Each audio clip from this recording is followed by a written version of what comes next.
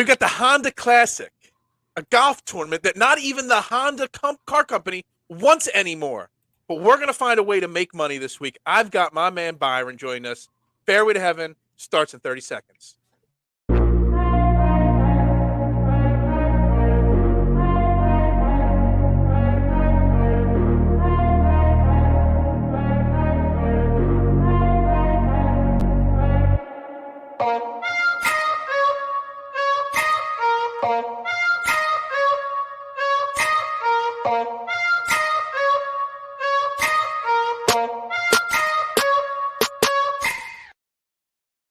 Very good evening, everybody, and welcome to Fairway to Heaven right here on the DSM Media Network. We're live, Facebook, Twitter, Twitch, YouTube.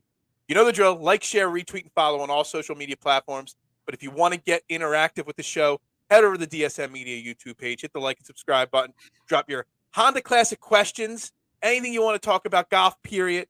We'll talk about it, but that's the best place to get interactive with the show. It's a weak field, but you know what? There is money to be made. I am your host, Phil Stoffel. You can follow me on Twitter at Bearded Knowledge. And we got today joining me, well, not today, tonight, my man Byron Lindeque. We know him as the Model Maniac. And I wasn't going to drink tonight, Byron, but I brought a little something for you. Just for you, my man. Cheers, my friend. Myself included. So we're bad company for each other, but I'm glad we could enjoy a cold one together on a nice Tuesday evening. Yeah, Tuesday evening. It's definitely evening here. It's past my bedtime Tuesday night here. But, you know, that's just the life I live. I like to be in bed by 9 o'clock most nights now because I'm old. Hey, you got the trending in the morning. You got to be up early, bro. I'm usually going to bed like 3 hours before you wake up. So yeah. We're in two different schedules. So maybe we can make that work for some DFS stuff. Yeah. So anyway, let's dive into it this week. We've got the Honda Classic, the first of the it's like the ugly stepchild in between all these new elevated events. And, you know, before we get into the Honda Classic specifically, I was thinking of like a non-Honda Classic topic specifically to talk about this week.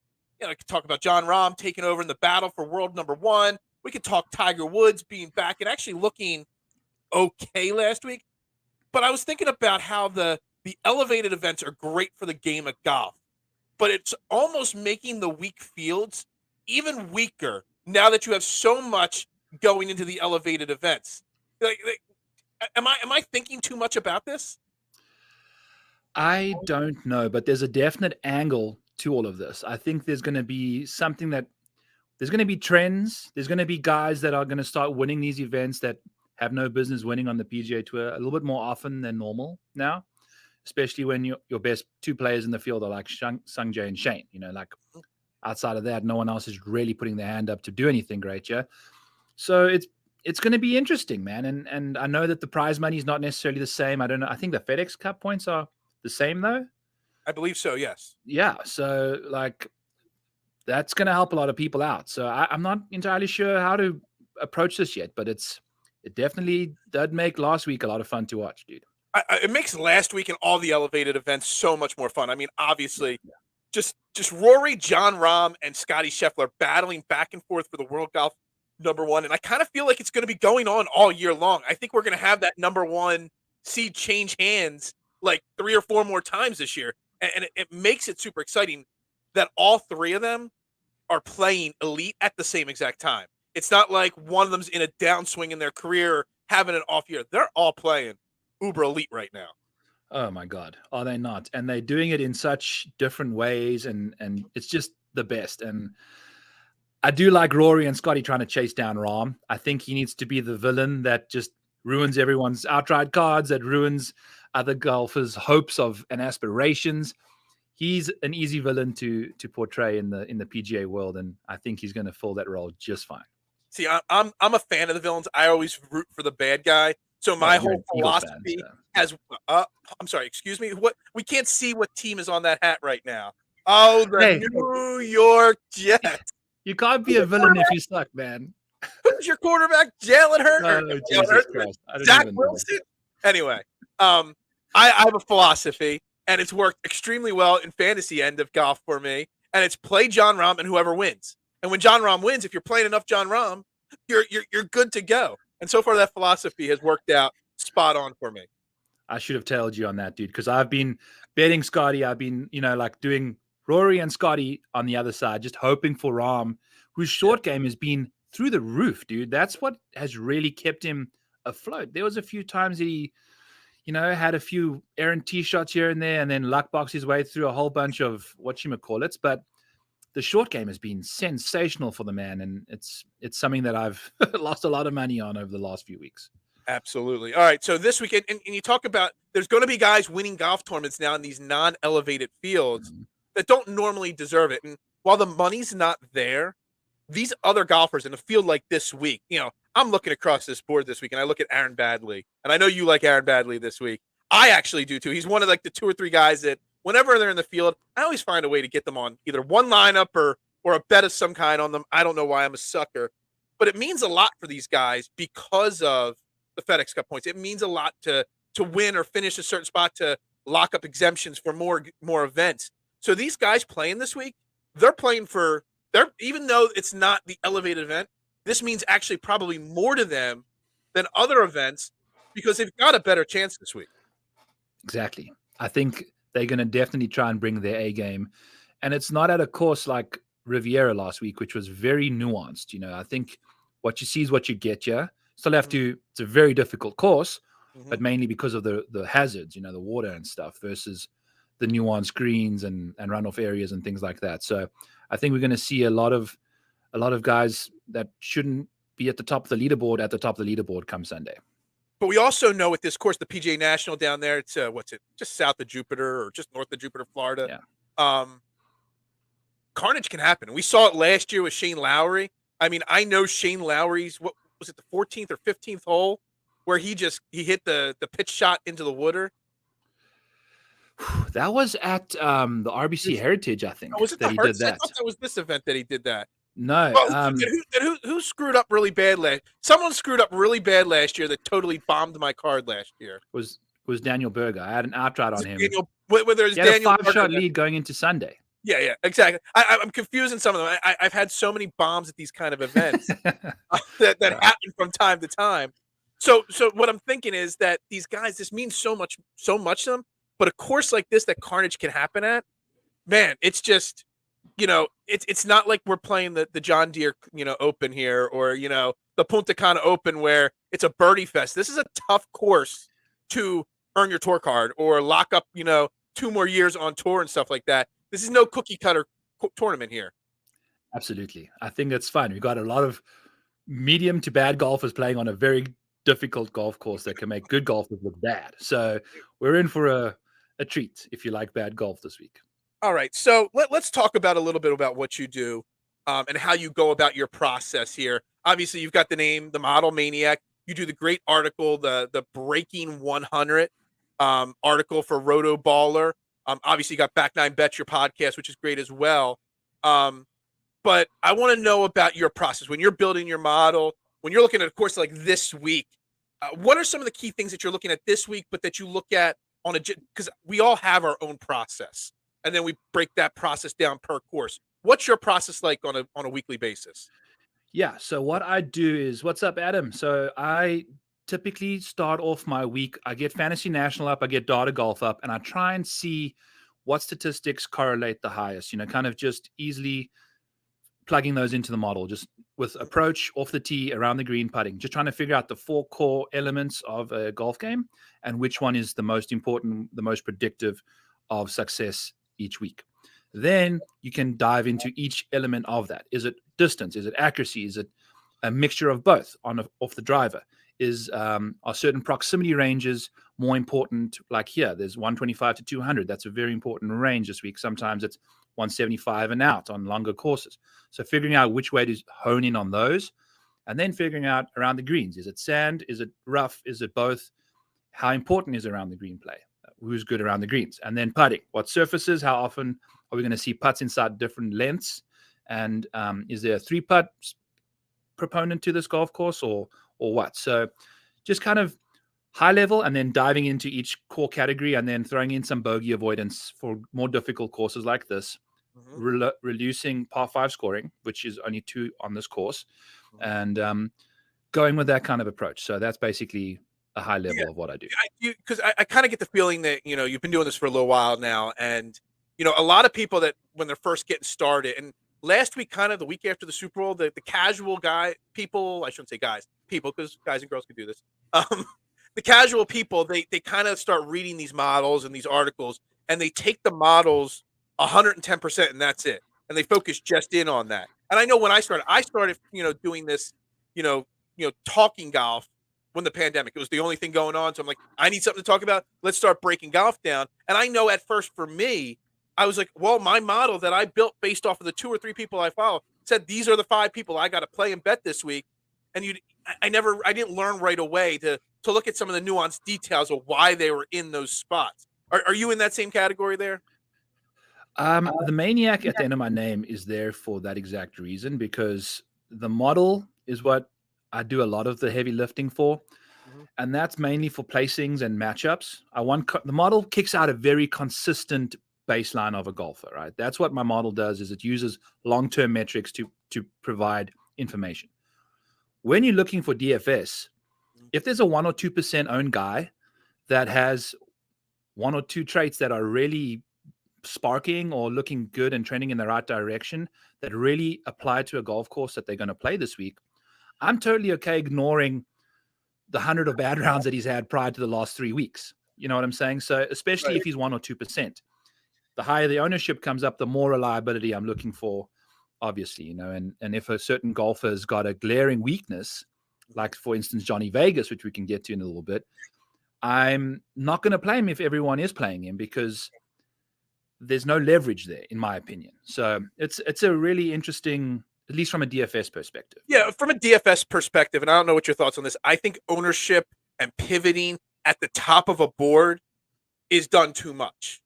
Like when you got John Rahm and he's going to be owned 25%, so you talk yourself out of playing John Rahm, who's got a very high likelihood of winning the event. People just stop playing him, and then they play a guy, or they skip the whole 10K and above range because of all these ownership percentages. Now, in a weak field like this, a guy down in the 7Ks or the 6Ks might have ownership that's a little higher, and you could pivot off of them. But at the top of a board, I don't even look at the ownership of anybody from 9K and above normally, because they're the guys that are normally the best of the best. And too often people talk themselves out of betting and playing the guy they think they're going to win the event. Hey, KISS, keep it simple, stupid. Just I love that. You call it stupid. Me. All right, let's look at the top of this board here. I look at it from the DraftKings side because that's just what I got up on my screen here. There's not, obviously, like we said, a very deep field here. It's a very weak field. You got Sung J M and you got Shane Lowry. Both are good golfers. Both have been playing decently lately. Both have had really good success for the most part at this event in their careers. Do you like either of those guys this week? Or are you looking at other places a little further down? Because in my mind, I'm trying to talk myself out of playing those top 2 guys, because they should never be the top 2 guys in a tournament. Right. The thing with Sungjae is he's going to be like, there's one thing about not looking at ownership when there's a lot of decent opportunities up top there. But Sungjae, to me, is probably easily the best golfer in the field by quite a large margin when it comes to consistency and general upside. I mean, he's won twice on tour. He plays a lot. But Shane Lowry, he's chipped it into the water. He's been hit by a monsoon. Like the most random stuff has happened to him. Some self-inflicted, some not. I'm not necessarily as bullish on him as I am Sungjae, but Sungjae could land up pushing 40% ownership, dude, which is a whole lot. And we spoke about all this water and all that stuff and how volatile this course is. So for me, I just did my part a little bit ago, and I pretty much said I'm not playing either of these guys from an ownership perspective. I mean, if you're going to tell me John Rahm was in this field and he was going to be 40% owned, I'm like, yeah, well, then I'm going to put him in 70% of my lineups instead of 60. I'm just going to lap the field. But when it's Sung J M at that point, I think that's when you kind of have to completely just go opposite of what I said, ignore the ownership at the top of the board, and then focus in on it. Yeah, that's what makes DFS so much fun, right? Because you don't have a blueprint. You can have a general idea of what you want to do each week, but each week poses a beautiful problem for you to solve, when it comes to ownership, when it comes to salary. And I think Sungjae is one of those guys. I mean, he was in the same ownership realm last year and missed the cut. So it's very possible that can happen, right? So there's other guys that maybe not. We might not see any of these 9.5K and up guys at the top of the leaderboard come Sunday. Who the heck knows? All right. So then in that 9K range from if there's 1, 2, 3, 4, 5, 6, there's 8 guys in this 9K range. Most of these guys are never going to ever see 9K again in their life, at least not this year. Well, until the Punta Cana Open or the John Deere. I know there's one guy in this range you like a lot. And if anybody hasn't followed, Byron here, follow him because your posts you make the day or two after these odds and how your graphics are hilariously great most of the time, and you put some really great stats on why these guys are viable bets for outright. I love them. It's one of the first things I look at every week is I'm like, which guys is the Model Maniac tweeting out and why? And I know one guy in this range was my first click to bet outright, and I don't know if he was your first click, but I know he's one of your favorites. He was. That's Matt Kuchar, right? Absolutely, dude. I've been on him pretty much since the Sony. He started showing some life once the new season started at the 40 net. The ball striking.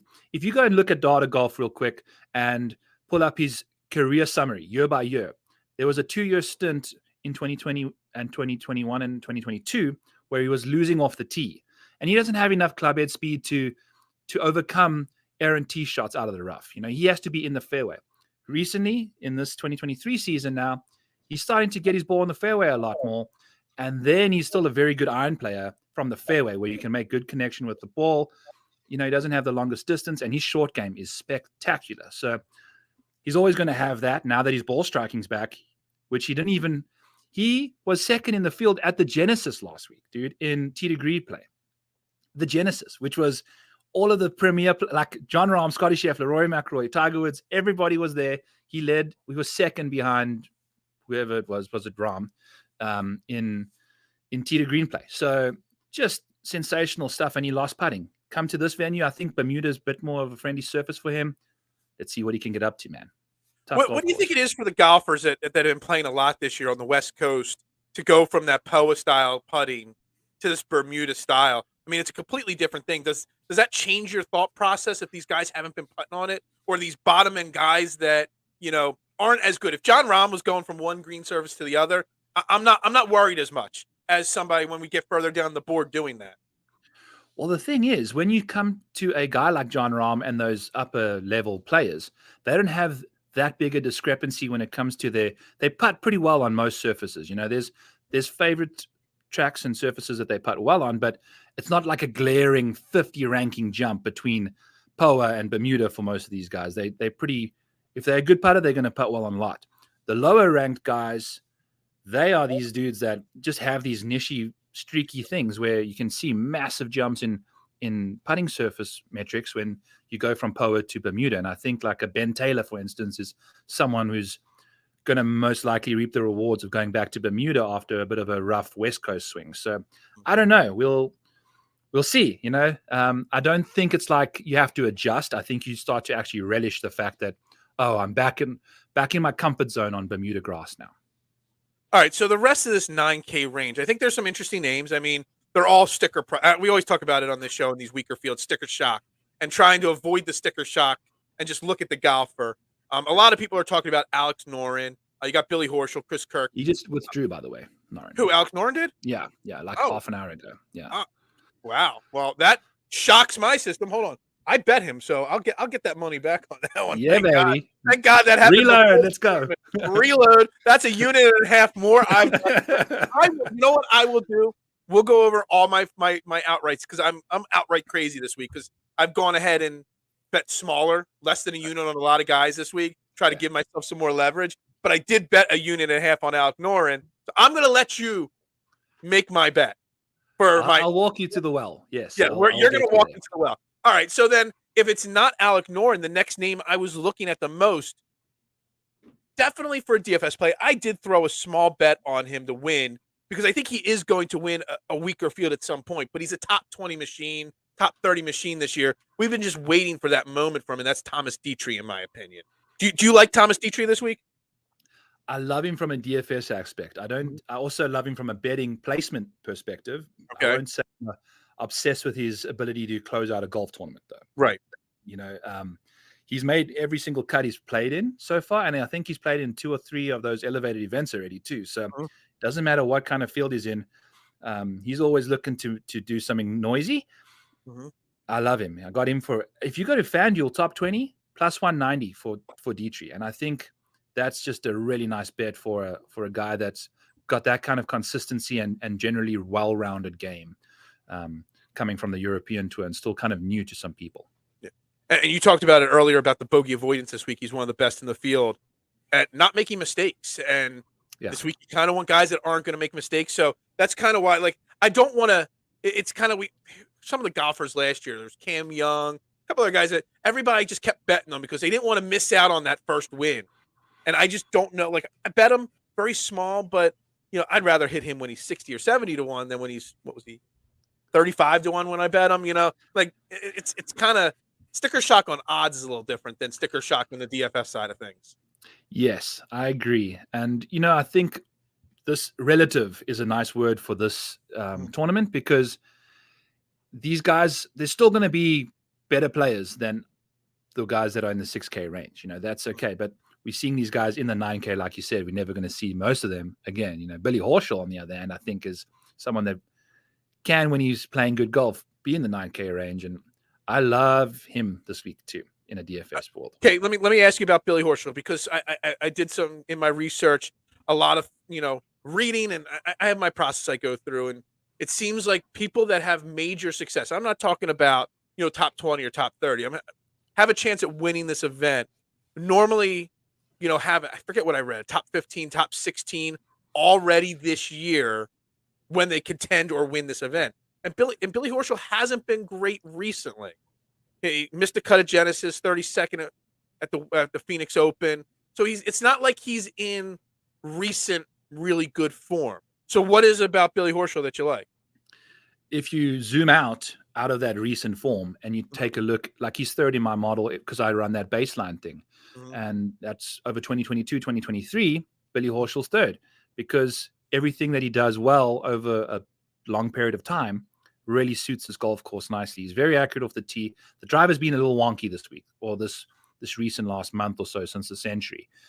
But going back to a course that he's had great success at in the past as well, I think he's had multiple top 20s here in the last few events. So there's a lot that he likes about this venue. And sometimes a golfer that is that talented just needs to be on a golf course that he really feels comfortable on. And then the driving can maybe click just out of nowhere because he's just comfortable. So I think he can totally bounce back this week. And I think a lot of people are fading him because of, like Shane Lowry coming into last week was also not playing necessarily the best golf. Then all of a sudden went to a golf course that really suits his game, and he kind of showed up a little bit. I think Billy Horschel can be Shane Lowry this week at half the ownership. The one thing we all, you say, keep it simple, stupid. One thing we do far too often when we're doing this is, so Shane Lowry was on my favorite list last week. He was going to be one of my top favorites. And then between this show, I talked myself out of him. And I went from him being in like 50% of my lineups to 4 out of 20 some lineups. I took him off my betting card completely. And I was kicking myself in the ass because I talked myself out of it for the exact same reasons you're talking about, why I've talked myself out of Billy Horschel. Yeah. The model kicked out a plus 400 T20 for Larry last week, which I didn't play because I was like, he's not playing well right now. 2 events, Phil. That's all I made my judgment on was 2 events. I don't know but he was playing so bad. We didn't know if he was injured or what. And plus 400 for top 20, he cashed it at T14 last week. So, you gotta take a high level approach and just let them get back to how they typically play golf. And I think, they're good golfers. Any of these other names jump out at you? McCarthy, Wise, Minwoo Lee, Alec Noren. Well, we already talked about him. Horschel, Kirk. Any of these names jump out at you? Chris Kirk. I think Chris Kirk's playing great golf, dude. And he going back to another course history guy. And I think he's going to be a little bit more expensive. I think Minwoo is going to catch a lot of steam this week because I think a lot of people thought he was going to be sneaky and mentioned him on their podcasts and articles. And now he's not sneaky. In fact, he's the chalkiest guy in this range, So I think maybe Chris Kirk could be the guy that kind of sneaks in another little top 5 here this week. I think he finished T7 here last year. So there's some good vibes with him. And he's been playing some good golf, dude, recently. So sign me up for some Chris Kirk. I like that. My process is I write my maybe list, and then I start putting check marks or stars next to names as things keep telling me, don't skip this guy. And Chris Kirk has like 3 stars next to his name, which means I keep telling myself, Chris Kirk's going to be on my card no matter what by the end of the week, especially in a DFS standpoint. All right, 8K range starts at the top with Taylor Pendrith, JT Poston, Adam Svensson, a guy. There's one of those sticker shocks. You mentioned Johnny Vegas's name earlier. So why did you mention Johnny Vegas, and what do we know about Johnny Vegas this week? Yeah, so I mean, Johnny Vegas enters the week as the best ball striker in the field. Off the tee and on approach, the guy, no one better. And that's great. He's also sitting at 100th and 109th when it comes to putting in different metrics and around the green play, 90th around the green. That's okay for me if you're going to tell me Johnny Vegas is 7% owned or 5% owned. I can deal with that at this price. He's going to be pushing 20% ownership. I know we've mentioned like 20% ownership at, say, the Rocket Mortgage with Johnny Vegas, where there's less that can horrifically go wrong. Maybe I'll bite on that. This week, dude, I said on my pod earlier, if you're watching on a cell phone now, this much can be the difference between having to re-tee or not, right? And that's the luck that you're kind of riding this week, is anyone can barely miss a hazard or barely go in a hazard. 2 shots, just like that, done. So I said, pivot your face off this week. And I think ownership pivoting from guys is going to be critical this week. I think you can really get real freaky with ownership. And if Johnny Vegas is sitting at 17, 20%, I'm out, especially if he's not a good putter typically. At this moment on Fantasy National, and I know their numbers change a lot over the course of the next 24 hours on ownership, he's already over 18%. Yeah, there we go. And that means at this trend where he was 24 hours ago to where he is now to where he'll be over that 20% mark. So most likely, yeah. So Johnny Vegas was a big play for me the last 2 weeks in deeper fields, and it paid off for me, for the most part. But this week, that's a smart move there. I like Taylor Pendrith in this range. I know he might also be a little chalkier. He's a guy I threw a couple shekels at to win this event. Where are you with the rest of these names? Any names jump out at you? I like Sepp Straka. I think him and Billy share a very similar narrative here, where played great here last year, and he's typically played nicely at this venue too. And he's one of these guys. If you take a look at like their course, not their course history, their position finishes over Sepp Straka's last 25 starts, he's finished inside the top 10, 24% of the time. So if you're going to tell me I'm going to get a 10% owned guy that over the last 25% of his last 25 starts, he's finished 6 of them inside the top 10, sign me up. Like that's the thing. That's what you're looking for from a guy in a field like this. Past winner. How many times have we seen a guy go back-to-back? Scotty, KH Lee. People do it. And the reason they do it is because that golf course suits their eye. So I'm totally down to go back to Sepp, especially if he's going to be one of the lowest owned guys in this range, which is looking like it's going to be that case. Okay. Another name in this range that I've been wrong on him all year. Well, last week I took him off my card because I was so wrong on him. I kept saying that this year Harris English was going to return to form, and he just missed cut after missed cut after missed cut. And I take him off my card, and he goes and finishes 12th last week at Genesis. And this is a course that he hasn't played in a few years, but he's played here pretty decently throughout his career. A couple top 20s in this event. Is this another one of those scenarios where a course that fits the guy's eye, maybe he gets back into a little bit of form this week? Absolutely. I think that's what you're kind of looking for, is to sell yourself on guys that other people aren't really selling themselves on. And like you said, that course history is actually pretty nice. I think it's 13th out of my rankings. So there's a lot to like about him here. But he's so inconsistent. That's the thing. So, but an inconsistent golfer at an inconsistent golf course seems like a match made in heaven, right? Why not? Absolutely. All right, sliding down the board, another guy that's going to get a lot of ownership. Everybody's talking about him. That's Ben Griffin at 7,900. He obviously I'm actually kind of surprised Ben Griffin is so cheaply priced in this field. And I kind of feel like DraftKings screwed us because I think if he was priced in the upper eights or even a little bit higher than that, that his ownership would be nowhere near what it's projected to be at. And then I'd be all over Ben Griffin this week. But at 7,900, everybody's jumping on him. Facts. So, how you get around Ben Griffin this week? Yeah, how Go to do DraftKings. I do want to play him, but Okay. I don't want to play him at that ownership. No, you go to DraftKings and you find the matchup section, and then you find the Cameron Davis versus Ben Griffin matchup. Ben Griffin is plus 100 against Cameron Davis, who is playing atrocious golf right now. Oh, yeah. Plus, you get even money on Ben Griffin, who's sixth in this field over the last 24 rounds in total strokes gained. And we got Cameron Davis sitting at 84th. And you're going to give me a guy that's plus money against a guy that doesn't really know how to play golf right now. Anything can happen over a 4-round event. But if you just put half what a little sprinkle on that matchup to cover the liability if he lands up going and finishing inside the top 20 at 15% ownership, fine.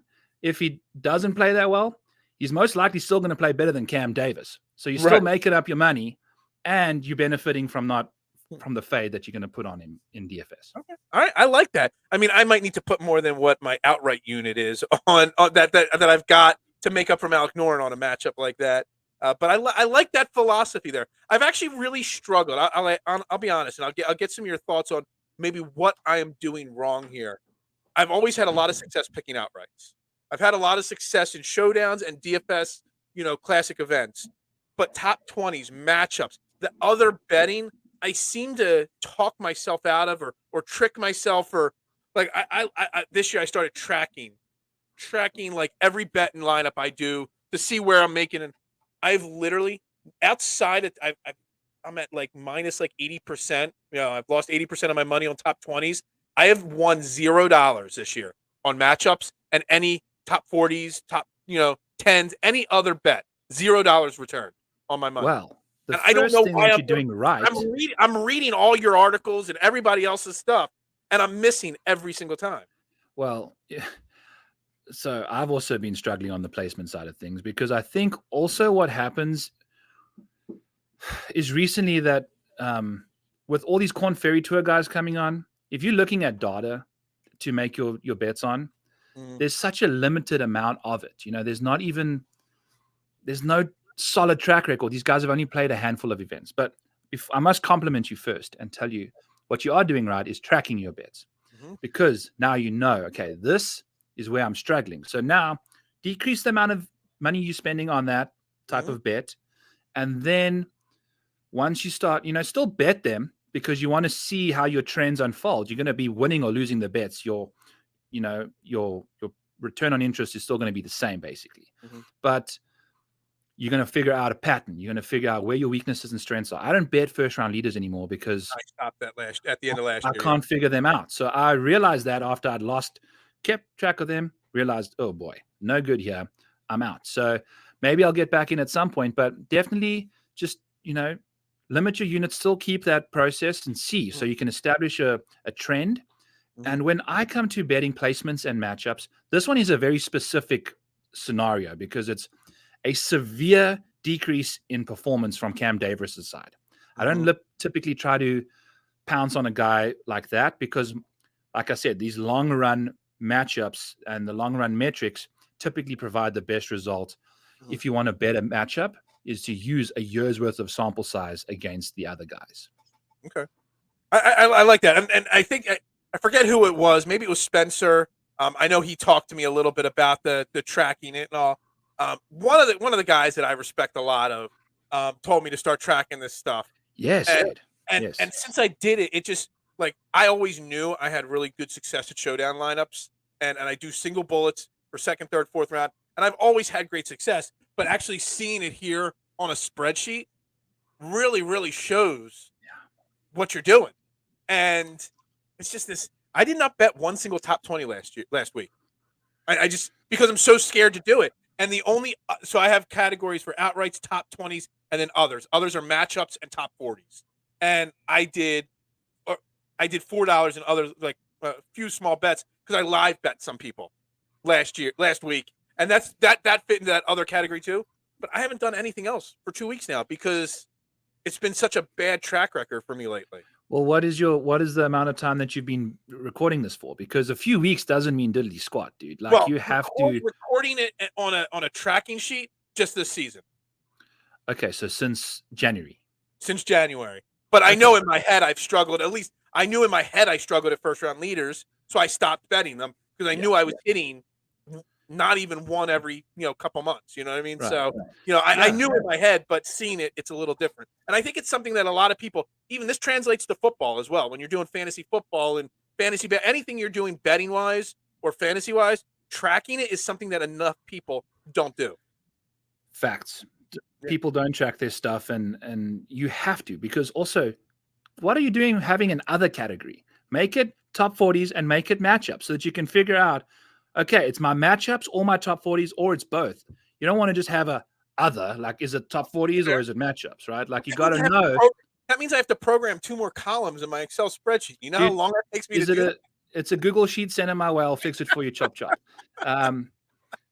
But I do want to mention, like, bankroll, dude. You got, if you, like you said, you're just betting small amounts. You need to be able to have 99 bets you can lose in a row, and then win that 100th one, and then bounce back, kind of thing.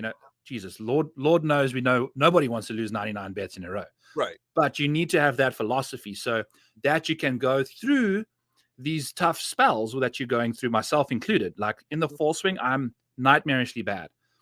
But I know that I'm betting enough that I can survive the downs, and then you're betting the same amount so that when you do have a good 2 or 3 weeks in a row, then you can bounce back, but you don't want to be playing scared unless there's an obvious reason to do so, right? So you need to make sure that you can bet enough that you can afford to lose it so that you can keep betting it even when you feel scared to bet them, right? Right. All right. That makes sense. And I think it's something that, we talk a lot on these shows about specific names and golfers each week, but I don't think enough shows talk about strategies and theories and how to be better at, we're all trying to win, not all of us are trying to, retire on this or anything like that, but we're all trying to make a few extra bucks doing it, and tracking. It's one of those things that enough people don't talk about doing on their shows.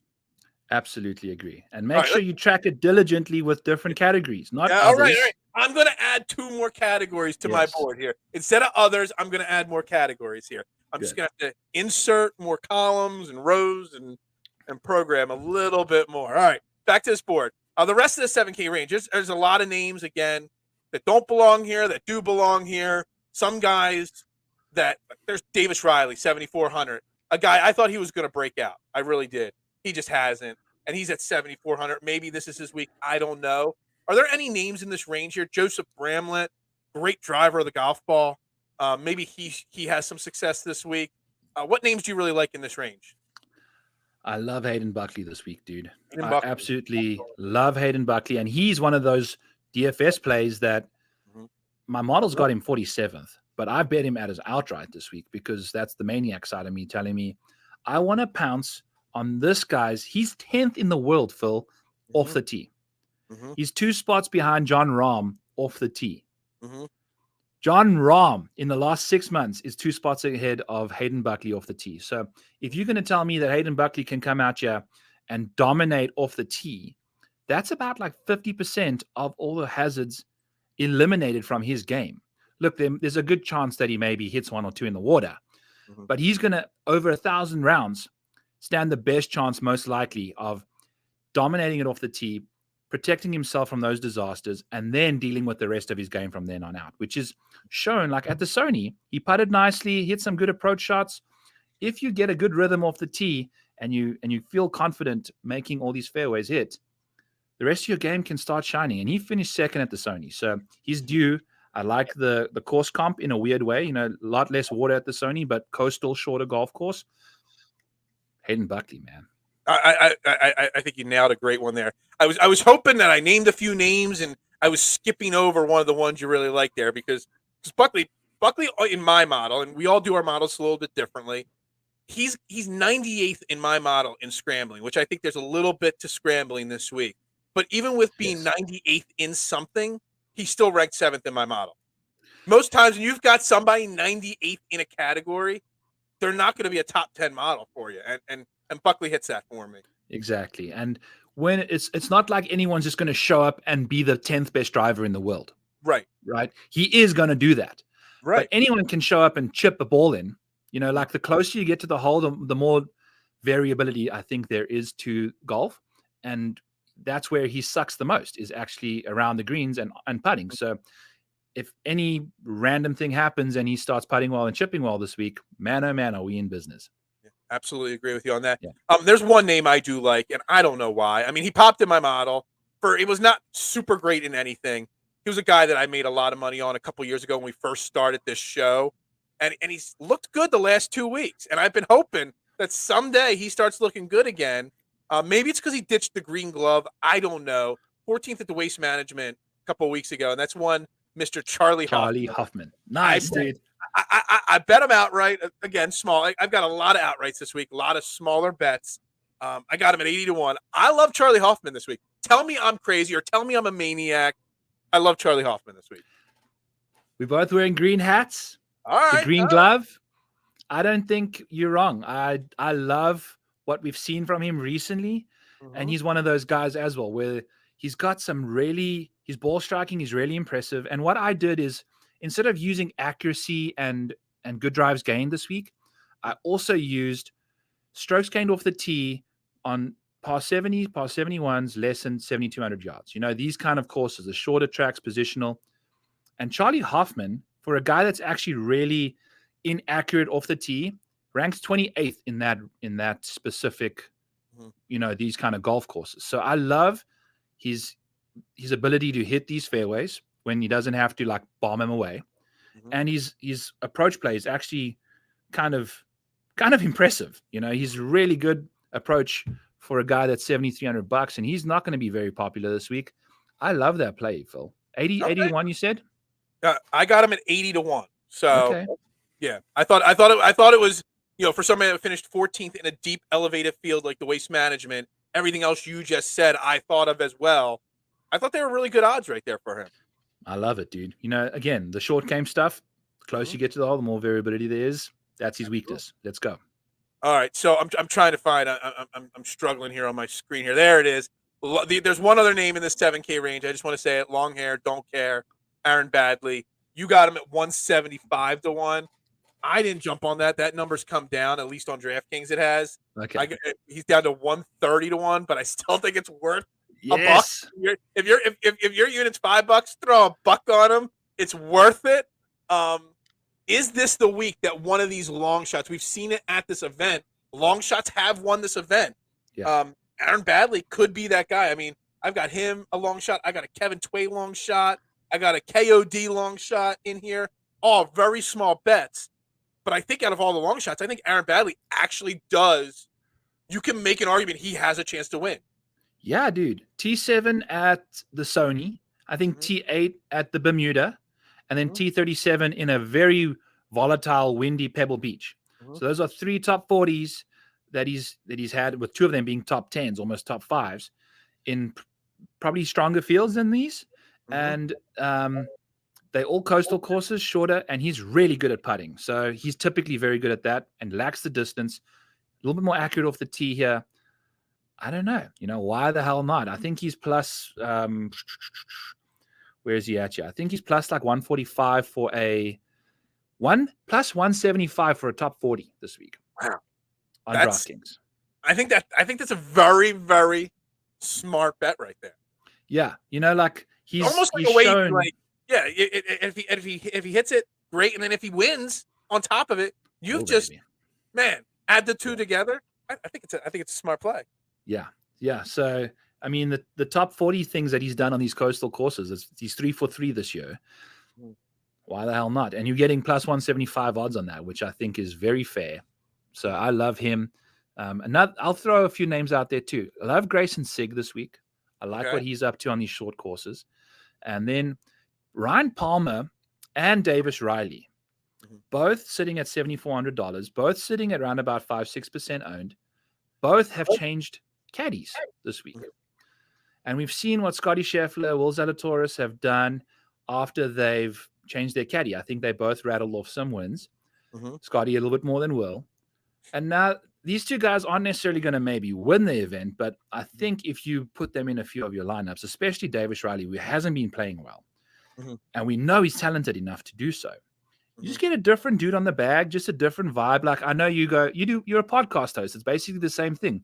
You have a different guest on there. The whole dynamic of the show is different. Yeah. So maybe you just enjoy the show more, or you read the board better because someone's just nudging you in the right direction.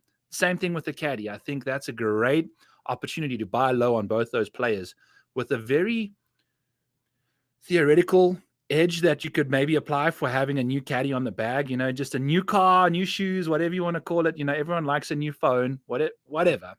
Play the new thing, and these two both have that. I like that. Any of the long shots down the 6K range? Any of the, do you have a guy that you always just in these weaker fields? Like I always go to Sean O'Hare in weak fields. Yes. And actually Sean O'Hare has 6 top 25s at the Honda Classic in his career. And hell yes.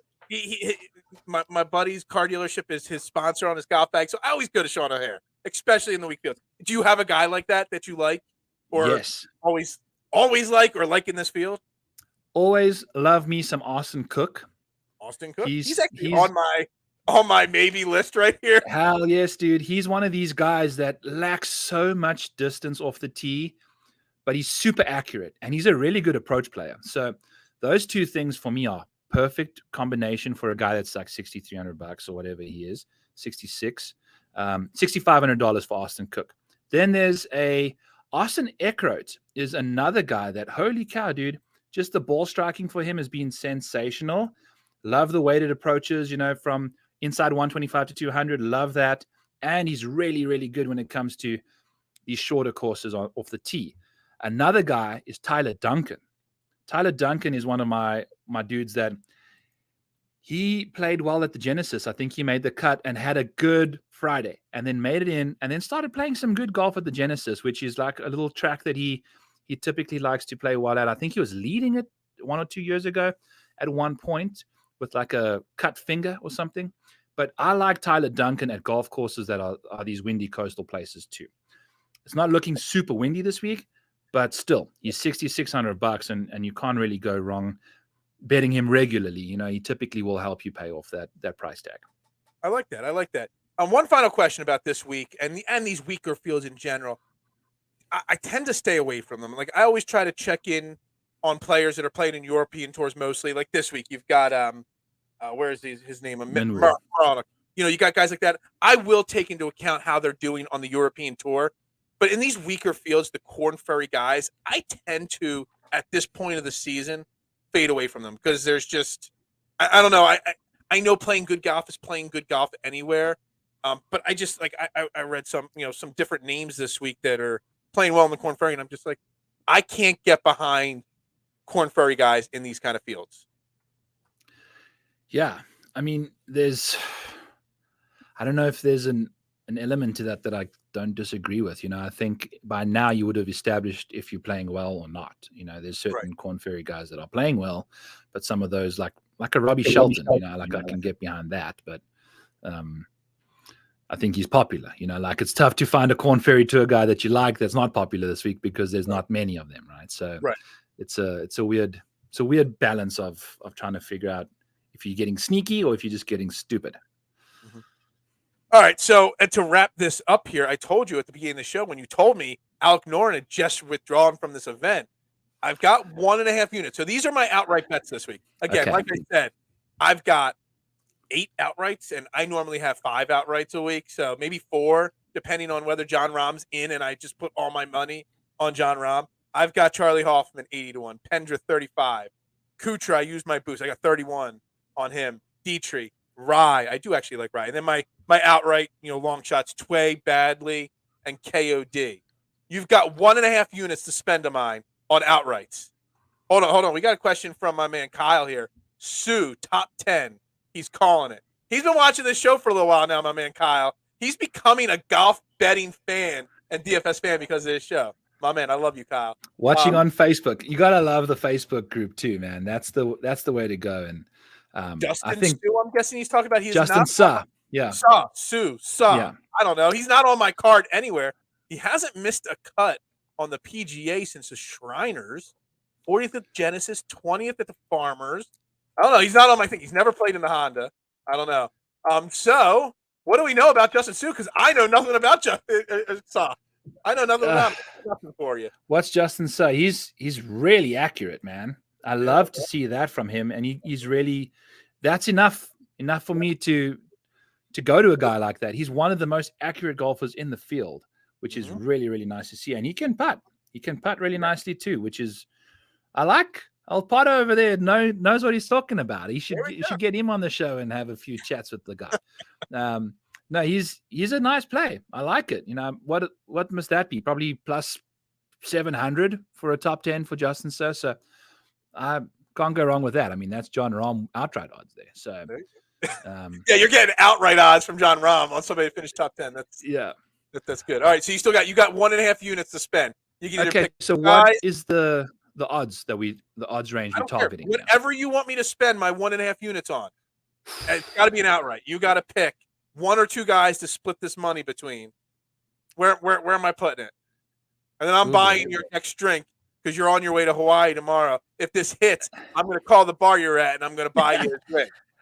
It'll have to be on the way home, which is totally fine. How about have you got a Ben On ticket? I mean, I don't have them on my card. I can add them to my card. And that's going to be like 80 to 1 or 70 to 1. You can find out there. That's a nice long range shot for you. Let's think about somebody else here that's a little shorter. I think another like 40, 50 to 1, I think would do just fine if he's like 60. Oh boy, taking a really long time to update to the odds instead of the DraftKings prices right now. Yeah, I don't know, dude, because those are like I like my guys. Have you got Buckley on your card? Only in a DFS standpoint. Yeah, add Hayden Buckley. I think he's like 50 or 60. So you're gonna get those two guys. Those are two guys that we ride together now. Now we're on them. You know, so since we're riding together on those guys, now I don't have to buy you that drink. Oh no, you still can, but I'll buy you one back. All right, there we go. All right. So anyway, I want to thank you. I know you got vacation call and your flight probably leaves before you know it here. If you're like me, you've got some last second packing and stuff to get ready to do. So I appreciate your time. Again, tell everybody where they can find you. Obviously, at the Model Maniac, RotoBallers, your great article there. I love it. I think what you did with your Breaking 100 article is definitely something different and unique than what everybody else is doing with their articles right now. Thank you. Yeah, that article, I'll actually find out when I land in Hawaii if it won Fantasy Sports Golf Writer of the Year award, which is insane to think about. You know, I didn't even think I would even be nominated, but yeah, we are. So that little article has been the biggest blessing of mine, and I freaking love it. At rotoballer.com, that's where we do all my stuff. I've got even a few other articles that I put out there that aren't my like signature articles, but like some value plays, some FanDuel plays. I do a stat buffet, which has got just screenshot after screenshot of my model that can help you kind of find a guy that you're looking for in each range or each area of the game. And then Back Nine Bets, the thing right behind me, that's my little podcast that I do Mondays and Tuesdays, one with a guest, one with myself, where I just kind of break down my model, all my bets, some DFS plays, kind of shotgun a few beers if the tournament's right. It's a good time. So rotoballer.com, Back Nine Bets, those are my two main areas you can catch me. For those that don't know, he was for the Waste Management Phoenix Open. He was shotgunning Keystones. Kyle, I don't think me and you ever shotgunned a beer in high school together, but we were definitely drinking Keystones or something similar to that in high school. So yeah, there's that for you. We got to up your beer quality for the show, even if you're shotgunning one. We got to up the beer quality. Hey, I'm a man of my word, and I'm a humble, modest man living in the Midwest. So Keystones are just fine by me. Well, everybody, thank you very much for tuning into Fairway to Heaven tonight. Make sure, again, if you're watching this on YouTube, you hit the like and subscribe button. If you're not, still head over there. Let me know that you subscribe to the channel. I'd greatly appreciate that. Everybody have a great night. We're going to make money. And we didn't say this at the beginning of the show, but just because it's not an elevated event, just because John Rahm isn't in the event, it's still golf. There's a lot of people out there bitching and moaning about this golf tournament. There's still money to be made, and there's still golf to be watched. And there's nothing else on TV. Are you going to watch the XFL? Come on now. You're going to watch the Honda Classic. You're going to watch the Bear Trap. You're going to watch to see who falls apart. That shot on 18. Come on to the green. It's compelling television. Stop with the complaining about the golf tournament, everybody. But you'll have my full betting card, my full DFS card right here on Twitter at Beard of Knowledge or Fairway to Heaven tomorrow. I'll try to get it done as early as I can tomorrow. But if you subscribe to the YouTube page, you'll know when I go live, Trend the AM every single day, 8:30 a.m. Yeah. He wants to go shotgun a beer at the Wyndham Classic or the Wyndham Championship in August. Dude, Kyle, you've been pulling for this for me. I'm going to try my best to make it down there, my man. Everybody have a great night. We'll talk to you next week. Again, Byron, have a great vacation in Hawaii, my man. And we'll talk to everybody next week. Everybody have a great night.